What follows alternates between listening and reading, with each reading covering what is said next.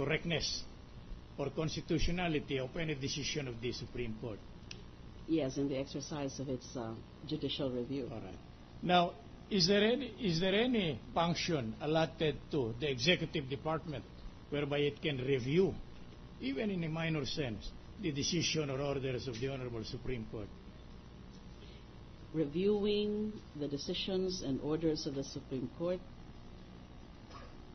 Also none, because the Supreme Court is... And you must agree with me that this is embodied in several decisions already, like the Baromeo, the Malabang versus Court of Appeals case, whereby a party litigant lost his case in Negros, went to the Court of Appeals. The decision was also in favor of his opponent, went to the Supreme Court, and it was denied. Filed a motion for reconsideration, the motion is denied. So what he did was to go to the office of the President and filed an administrative case against the members of the Supreme Court. And that was dismissed by the Supreme Court. Do you recall that case?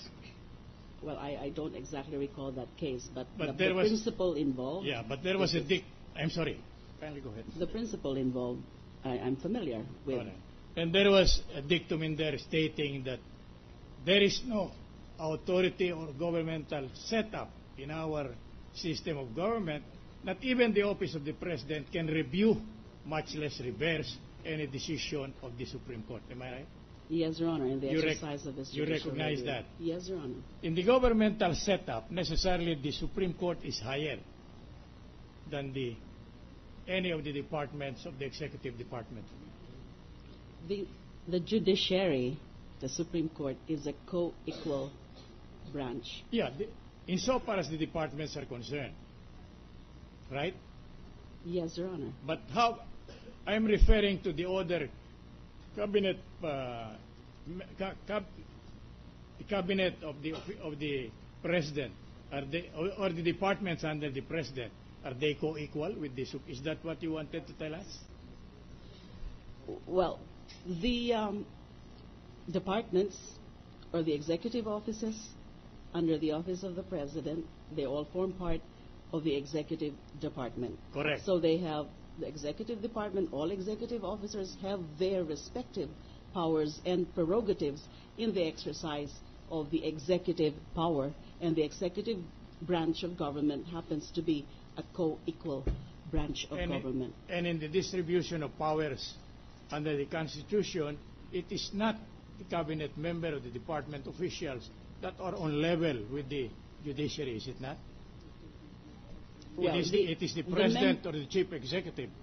The officers under the executive department, or specifically the cabinet secretaries, they are considered the alter egos of the President. Right.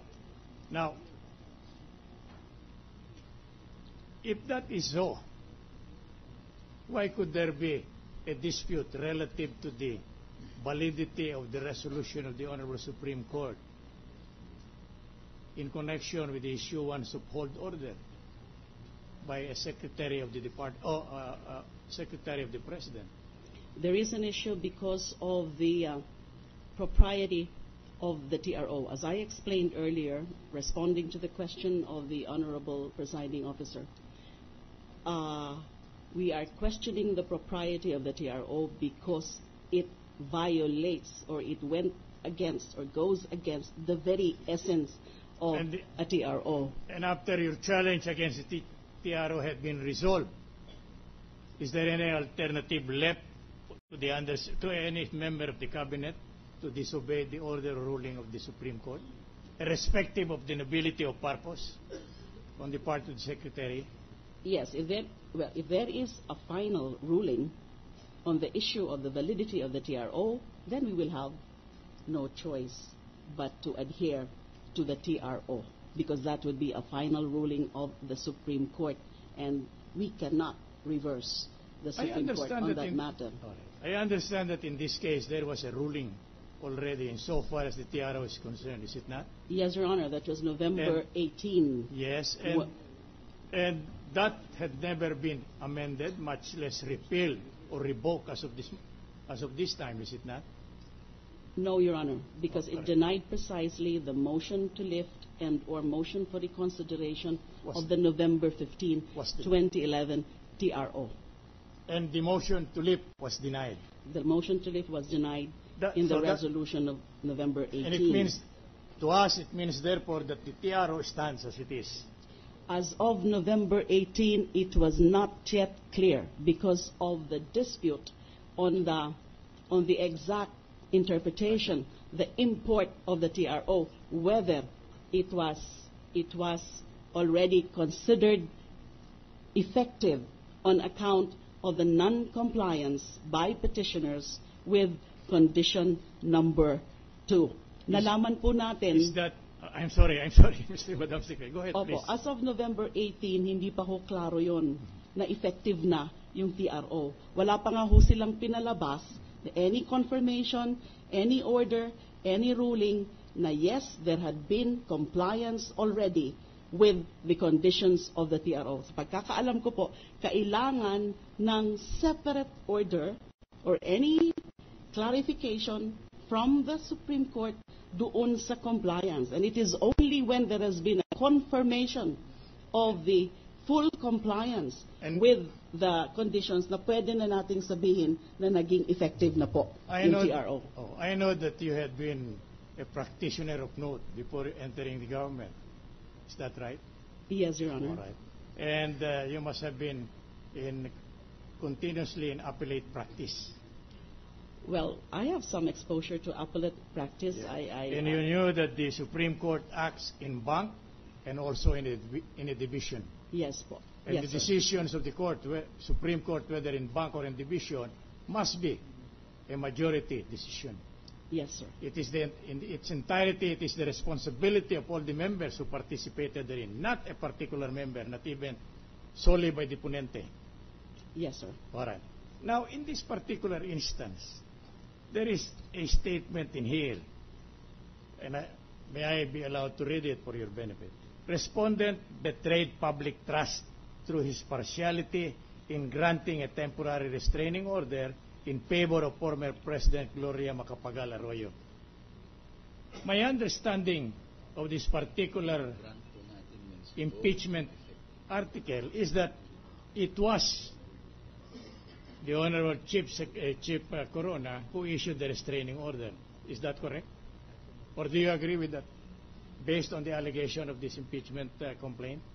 Well, as crafted, So- it seems to be the connotation, but it's actually referring to the TRO as issued. Yes. And in that particular TRO issued was not solely issued only by the Chief Justice. In fact, he has no participation in the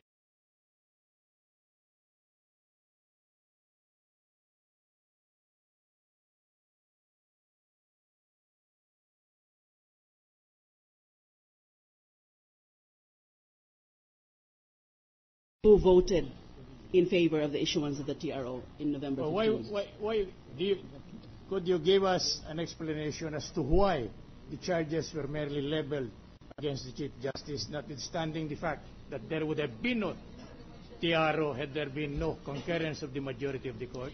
Well, the allegation is with respect to partiality. Now, betrayal of public trust because of the partiality on the part of the respondent in issuing the TRO, which had the effect of aiding the former president to leave the country and escape prosecution. No, or I escape. have not gone that far yet. My only question is, since this TRO, according to you, was granted by the Supreme Court, acting in bank, and there were 8 justices who participated therein. In fact, there is an allegation that the rest of the other members of the Supreme Court conspired and confederated with the Chief Justice in issuing this TRO. Do you subscribe to that view, or may we hear your comment in connection with? Objection, Mr. President. What is Question the is basis misleading. of, what's the There's basis no of, there's no admission. what is the there's no- basis of the objection? Yes, the question is predicated on the I was claim that there is conspiracy among the Well, a while the ago, justices. Yes. Your Honor, please. So I object to that because there's no such allegation. I'm not in saying the it. complaint of conspiracy, nor is there any statement by the witness, but